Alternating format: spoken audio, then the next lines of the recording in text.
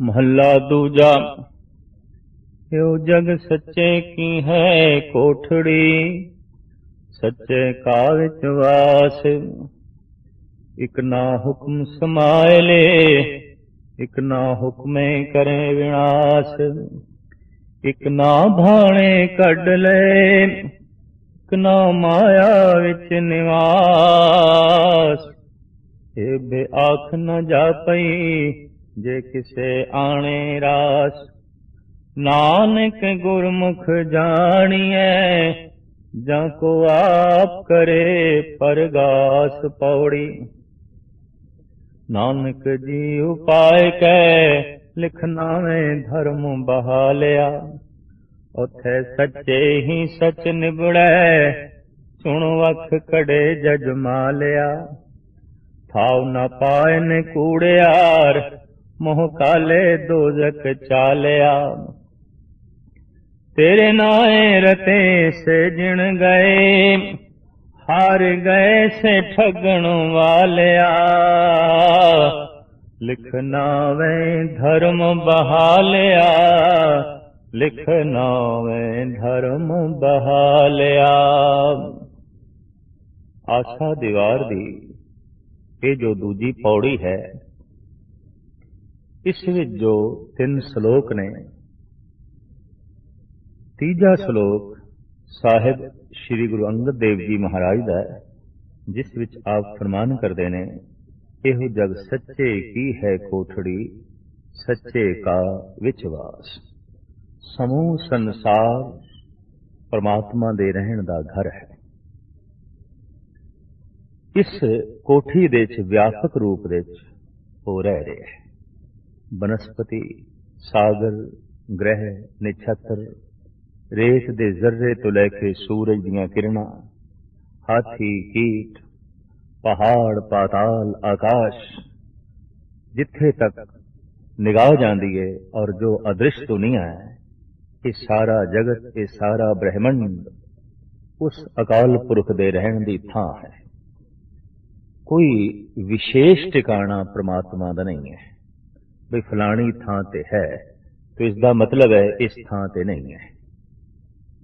दो शब्द परमात्मा प्रति जो प्रयोग किए जाते हैं वो सच्चाई की कसौटी ते पूरे नहीं उतरते। जैसे कि आख्या जाता है परमात्मा नूं लभना है, ते लभना उसनूं पैंदा है जो गुम हो गए, वो गुम नहीं होया। परमात्मा दे कोल जाना है तो कोल उसदे ही जाना है जो अपने तो दूर है। जो अपने तो दूर नहीं उसदे कोल की जाना। जो गुम नहीं होया उन्हों लभना की।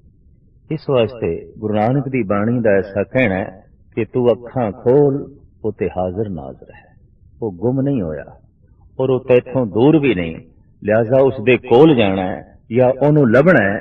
धार्मिक दुनिया दे ये जो कहावतां ने ये भी भ्रांति ते खड़ियां ने। दरअसल गल इतनी है, तू अपनियां अखां खोल उते जाहिर जहूर हैं कि हाजिर हजूर हैं। उदा ना दिखाई देना उदी दूरी नहीं है, उदा ना दिखाई देना उसदा गुम होना नहीं है, बल्कि तेरा सोना है, तेरी अखां दा बंद होना है। साहिब गुरु अंगद देव जी महाराज इस पावन पवित्र श्लोक दे राहीं ये संदेश उपदेश दे रहे हैं कि समूह ब्रह्मंड ये सारे दा सारा जगत परमात्मा दे रहन दी थां है। आसन लोए लोए भंडार। वास्तविक उस परमात्मा दा आसन हर लोक दे है, हर बशर दे है, हर जीव दे है। कोई उसका एक सिंहासन नहीं, ये व्यापक ब्रह्मंड उसका सिंहासन है और इस सारे ब्रह्मंड दे वो बैठा है।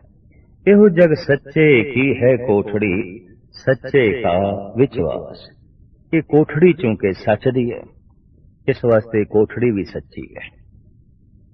जिस घर विच धार्मिक लोग रहिंदे होन, जिस धर्म दे घर विच धार्मिक विचार अठे पैर पढ़े जाते होन, पढ़ाए जाते होन, उस इट्टां दी ढेरी नूं भी लोकी धार्मिक मंदिर कह देंदे ने।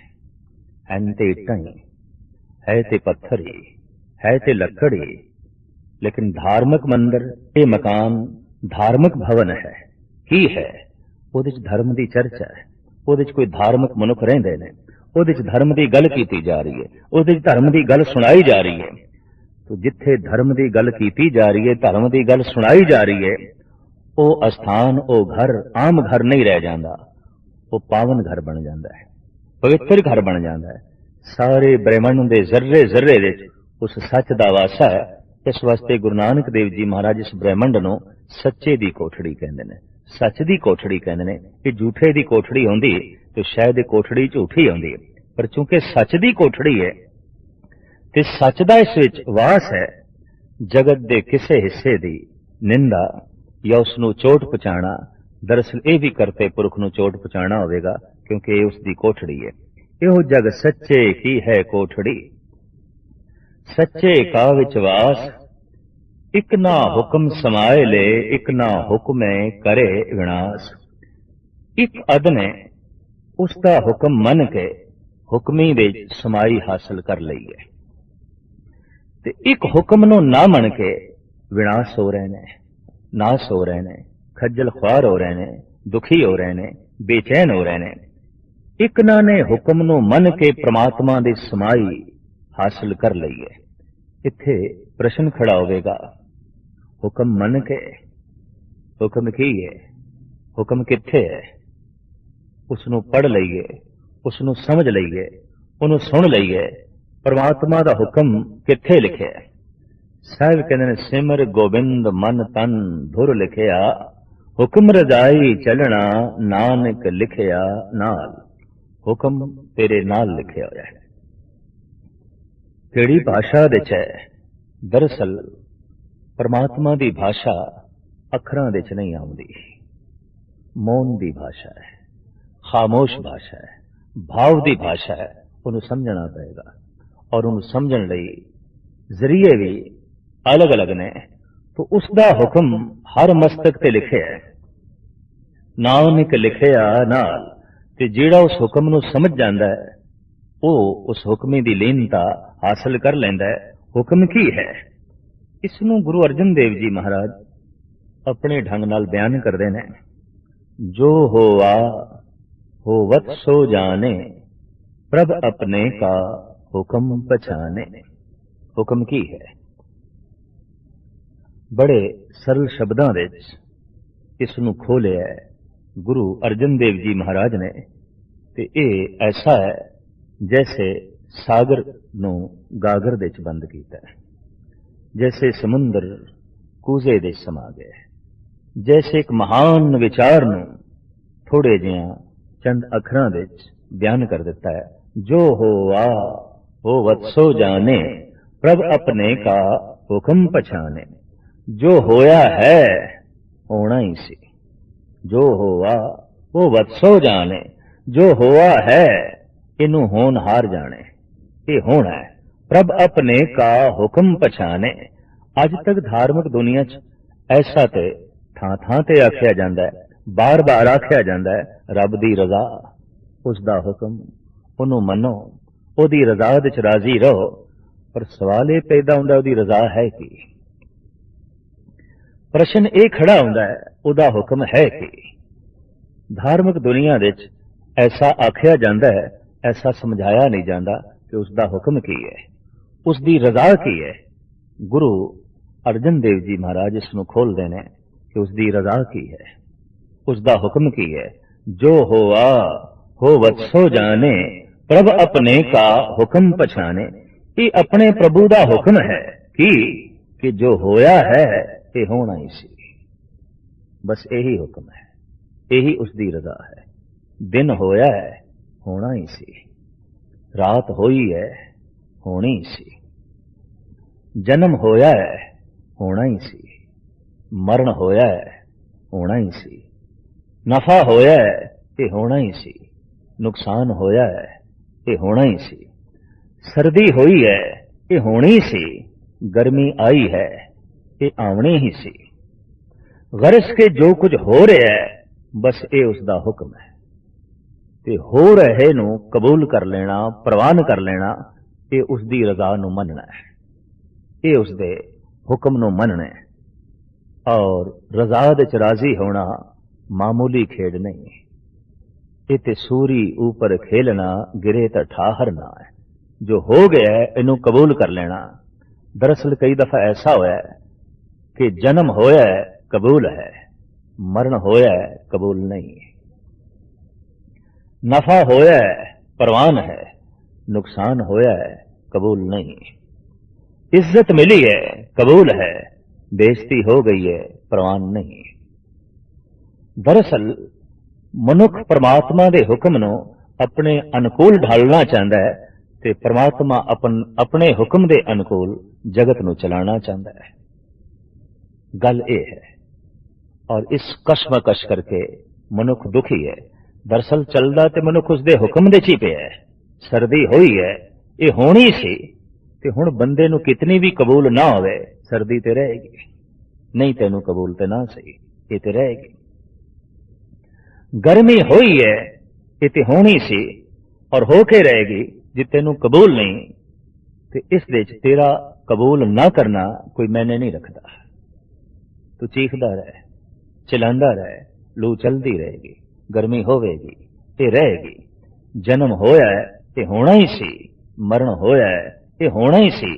जो होना सी, जो होया है, इनू कबूल करना परमात्मा दा हुक्म मनना है। ब्रह्मंड दे च सब कुछ हो रहा है, कीता नहीं जा रहा। नवे दीप प्रगट हो रहे ने, पुराने दीप बुझ रहे ने। नवे ग्रह छत्र जन्म ले रहे ने, कुछ टुट रहे ने, कुछ मिट रहे ने। एक बहुत वड्डी लीला चल रही है, एक बहुत वड्डा खेल चल रहा है, जिसनों परवान करना पेगा, कबूल करना पेगा। तेरे शरीर दे श्वास चल रहे ने, तू चला नहीं रहा। दिल धड़क रहा है, तू धड़का नहीं रहा। खून चल रहा है, तू चला नहीं रहा। इसे तरीके नाल सब कुछ जगत दे च हो रहा है, कीता नहीं जा रहा। दो तरह के मनुख ने जो ऐसा दावा करनगे, नहीं ये मैं कीता, ते जे तू कीता है ते तेरे कीते नाल सुख मिले है, इनू तू कबूल कीता है, ते दुख मिले है, ये क्यों नहीं तू कबूल कीता? ये भी तेरी कृत। जे तेरा ही कीता है सब कुछ, ते जन्म दिन ते तू मिठाई वंडी है, ते मरण दिन नू भी खिड़े मत्थे कबूल कर, फिर तस्लीम कर। इज्जत मिली है, तू खुश होया है, बेइज्जती नू भी झोली च पा। नफा होया है, तू प्रसन्न होया है, नच उठे है, तो नुकसान नू भी झोली च पा। बहुत औखा है। हुक्म या ते सारा ही मनिया जा सकता है, या सारे हुक्म तो इनकार किया जा सकता है। ऐसा नहीं हो सकता भी मैं अद्धा हुक्म मनना ते अद्धा नहीं। और यह हकीकत है कि कोई इनकार करके भी हुक्म मनन तो बच नहीं सकता, लेकिन इनकार करन दे नाल दुख होर वधा लेगा, बेचैनी होर वधा लेगा। पर हुक्म नू मनन दे नाल हकीकत यह है कि परम सुख की प्राप्ति हो जाती है। हुक्म दे अगर दुख है तो दुख नू किसी ने खिड़े मत्थे कबूल कर लिया है, तस्लीम कर लिया है, तो उन्होंने अनुभव हो जाएगा कि दुख भी प्रभु की तरफों मिले होया एक दारू है, एक इलाज है। दुनिया के वाहिद संत, वाहिद रहबरी पुरुष गुरु नानक ने ऐसा नारा लाया है कि दुख करोपी नहीं, दुख परमात्मा वालों सजा नहीं, ये परमात्मा वालों औषधि है, दारू है। दुख दारू सुख रोग भया, जां सुख ताम ना होई। दुख भी एक दारू है, पर सवाल पैदा होता है दुख कदों दारू बनता है, ते दुख दा दारू परमात्मा नू कदों देण दी लोड़ पै जांदी है?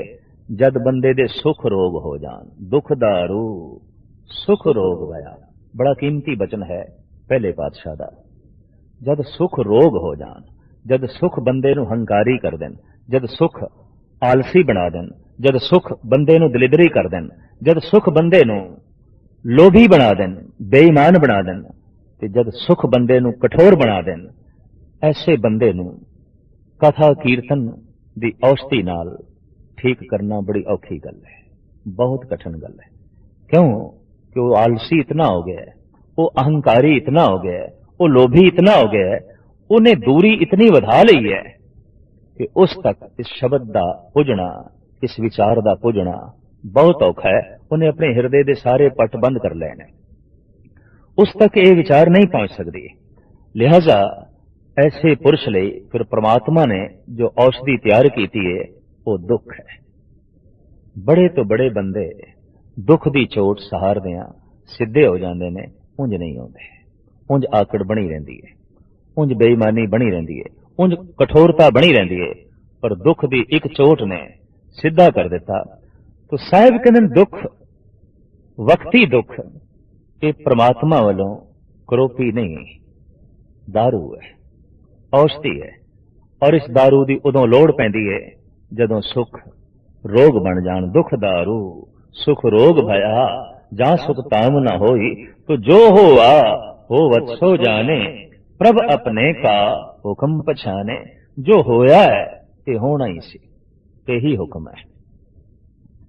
और इसनों जो खिड़े मत्थे तस्लीम कर लेंदा है, समझ लो वो रजा विच राजी है। ते जो रजा विच राजी है उसते परमात्मा राजी है, उसते गुरु राजी है। रब किसते राजी है? जो उसकी रजा विच राजी है, उसका संबंध जुड़ जाता है, वो परमात्मा दे बहुत नेड़े चला जाता है। तो साहिब गुरु अर्जन अंगद देव जी महाराज इस पावन पवित्र श्लोक के राही ये संदेश उपदेश दे रहे हैं कि एक अद भगतां ने हुक्म नूं मन के हुक्मी दे समाई हासिल कर ली है, रजा नूं मन के उस परमात्मा दे लीनता हासिल कर ली है। एक अद हुक्म तो इनकारी होके अपना जीवन नाश कर लिया है, अपना जीवन ख्वार कर लिया है। हुक्म तो इनकारी मनुख हो सकता है, लेकिन हुक्म तो बच नहीं सकता। मछली सागर विच घूमदी हुई ऐसा कह सकती है सागर मैनू प्रवान नहीं, ऐसा कह सकती है, ऐसा उसनू खुल है, लेकिन पानी तो बाहर रह के विचर नहीं सकती, उसके हुक्म की उलंघना नहीं कर सकती। उसके हुक्म तो इनकार होने का जज्बा उजागर कर सकती है। नदी के एक कंढे तो लेके दूसरे कंढे तक मच्छी जा सकती है, पर पानी तो बाहर निकल के कलोल नहीं कर सकती। मच्छी दरिया विच घूमदे आया ऐसा कह सकती है पानी विच रहना मैनू कबूल नहीं, पानी विच विचरना मैनू ये प्रवान नहीं, लेकिन फिर भी पानी तो बाहर रह के ये विचर नहीं सकती। मनुख ऐसा कह सकता है हे परमात्मा ये तेरा हुक्म मैनू कबूल नहीं, ये तेरी रजा मैनू प्रवान नहीं, लेकिन फिर भी उसकी रजा तो बाहर हो नहीं सकता, फिर भी उसके हुक्म तो बाहर हो नहीं सकता।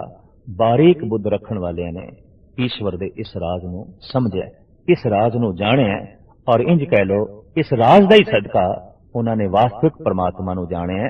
कहो नानक जिन हुक्म पछाता, प्रभ साहिब का तिन भेद जाता। तो एक ना हुक्म समाए ले, एक ना हुक्मे करे विनाश, एक ना भाणे कढ ले, एक ना माया विच निवास। एक ने परमात्मा दे भाणे नूं मन के, उसदे हुक्म नूं मन के माया विचों अपने आप नूं कढ लिया, ते एक हुक्म दी अदूली करके पापकारी होके माया विच ही फसे रह गए, जंजाल विच ही फसे रह गए। ये भी आख न जा पई जे किसे आने रास, ये भी दिखाई नहीं देंदा, और ऐसा भी दावे नाल नहीं आख्या जा सकता कि जिंदगी किस दी रास आई, जगत ते आया किस दा सफल होया। मनुख फैसला कुन गल नहीं कर सकता, फलाना जन्नत दे चला गया, फलाना स्वर्गवास हो गया है, फलाना ब्रह्मलीन हो गया है। मनुखी दुनिया दी ये सारियां कहावतां ही ने, ये हकीकत कुछ भी नहीं, क्योंकि मनुख दे अपने अंदाजे ने, मनुख दियां अपनियां क्यास आराइयां ने। मनुख दे कोल ऐसी कोई दूरबीन नहीं कि उसने देख लिया होवे हाँ वाकई ये ब्रह्मलीन हो गया है, वाकई ये सचखंडवासी हो गया। तो साहिब कहंदे ने कि कहण मात्र गल नहीं, ये पुन्नी पापी आखण नाए कर कर करना लिख ले जाओ। तो ये कहण मात्र गल नहीं, ये भी आख न जा पई जे किसे आने रास, नानक गुरमुख जानिए जाको आप करे प्रगास। गुरु द्वारा इस गल नूं जानिया जांदा है, इस गल का पता चलता है कि ईश्वर आप ही अंतःकरण विच प्रकाश करता है, वो आप ही चानना देंदा है। दरअसल लंबी चौड़ी साधना करन तो बाद इस गल का बोध मनुख नूं मिलदा है कि ईश्वर प्रयास नाल नहीं प्रसाद नाल मिलदा है। इस वास्ते धार्मिक दुनिया विच प्रसाद की महिमा है, जबकि जगत विच प्रयास की गल है। संसार विच पुरुषार्थ की गल है, जबकि धार्मिक दुनिया विच बख्शिश की गल है। संसार विच उद्यम की गल आखी जाती है, धार्मिक दुनिया विच किरपा की गल आखी जाती है। धार्मिक दुनिया सही है, वो कहते हैं उद्यम कर करके पता चलता है कि आखिर ये उसका मिलाप उसकी बख्शिश है, उसकी रहमत है। साडा उद्यम, साडा पुरुषार्थ, साडा प्रयास उसका मुल नहीं है। अगर इसनों मुल मन लेंदे आ तो साडे प्रयास नालों परमात्मा का प्रसाद, परमात्मा कोई वड्डा नहीं है।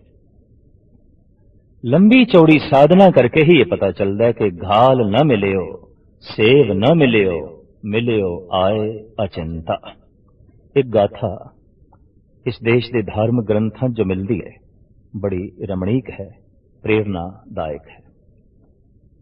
सिद्धार्थ नवी दुनिया की तलाश करने की चाहत विच इस दुनिया नूं छड्ड बैठे।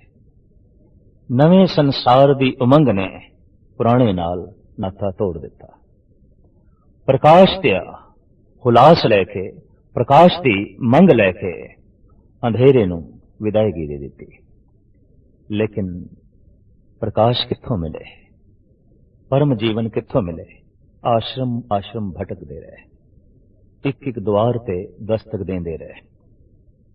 हर आचार्य ने, हर संत ने जिहड़ी गल आखी उसनूं पूर्ण शौक नाल, जौक नाल निभांदे रहे। ते जद कुछ ना मिलिया ते हर एक नूं यही आखदे रहे, मिलिया ते कुछ नहीं।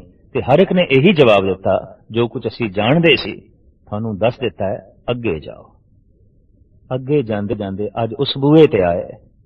इस आश्रम के आचार्य ने कह दिता, सिद्धार्थ जिंदगी सफल हो सकती है, परम जीवन मिल सकता है, परम प्रकाश मिल सकता है, बशर्ते तू 8 पैर विच सिर्फ एक दाना ही चावल का अंगीकार करें। सत वचन कह के एक कठिन प्रतीक्षा भी सिद्धार्थ करन लगे। 40 दिन इस तरह करन लई आश्रम के मुखी ने आख्या और पूर्ण 40 दिन तक एक दाने ते रहे। शरीर सुक गया, लकड़ी हो गया, कुछ पुरानी साधना करके, कुछ नवी प्रतीक्षा करके। लेकिन जब आज 40वां दिन भी संपूर्ण हो गया तो घटना कुछ भी ना घटी, आश्रम के आचार्य के अगों प्रश्न उत्तर होके खड़े हो गए। प्रश्न चिन्ह बन के सवालिया हरूफ लेके सामने खड़े ने, गल ते कुछ भी नहीं बनी। तो इस आचार्य ने भी कह दिता, जो कुछ असी जानते सी दस दिता है, तुसी किसी होर बूहे ते जाओ। लेकिन होर थां तो कुछ होर खबर मिले तो सानू जरूर दसना। रुखसत हो गए। निढाल शरीर आहिस्ता आहिस्ता जा रहे हैं, अंदर शांति की इच्छा छड़ दी, परम जीवन की प्राप्ति की जो उमंग सी वह भी छड़ दी। ईश्वर मिले ये इच्छा भी एक पासे सुट दी। निरंजना नदी बड़े औखे ढंग नाल अबूर कर रहे ने, क्योंकि शरीर विच बल नहीं। एक शाख के आसरे ते आप पार लग गए। बोड़ दे दरखत थले बैठ के निराश, शांति तो भी निराश, ईश्वर तो भी निराश, परम सुख तो भी निराश, परम आनंद तो भी निराश, कुछ भी नहीं चाहिए, कुछ भी नहीं चाहिए।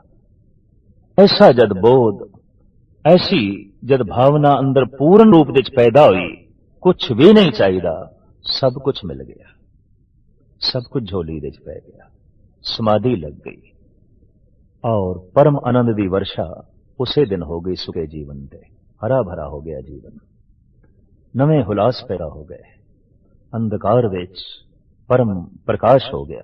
इस वास्ते जगत दे हर रहबरी पुरुष ने ते हर साधक ने आख्या है, परम सुख मिले है साडे प्रयास नाल नहीं, उसदे प्रसाद नाल, साडे उद्यम ते मेहनत नाल नहीं, उसदी बख्शिश दे नाल।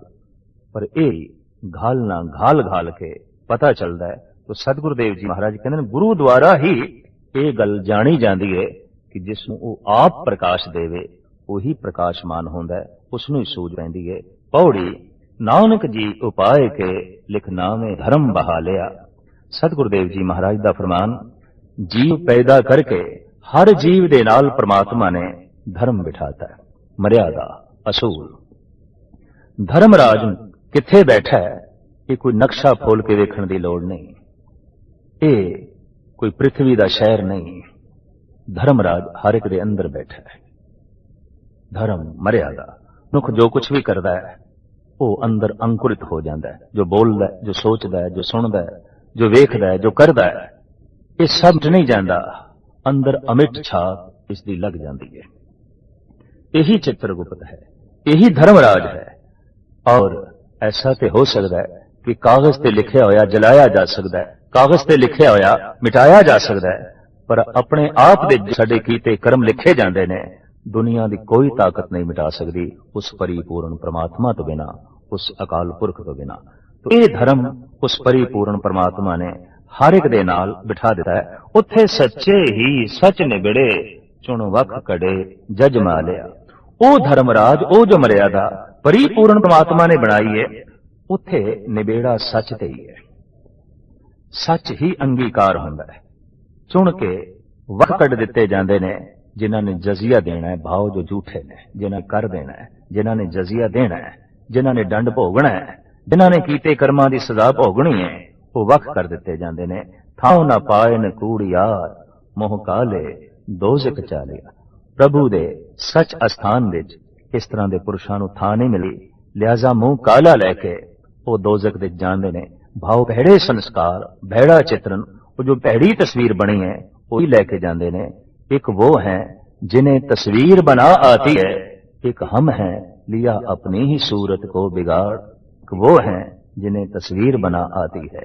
अक्सर मनुख ने अपनी तस्वीर अंदर आप बनानी है, लेकिन इतनी बिगाड़ बैठता है जिसका जिक्र साहब कहते ने कि मोह काले दोज़ख चालिया। काले मुंह नाल चले है दोज़खां विच दुखां भोगण लई।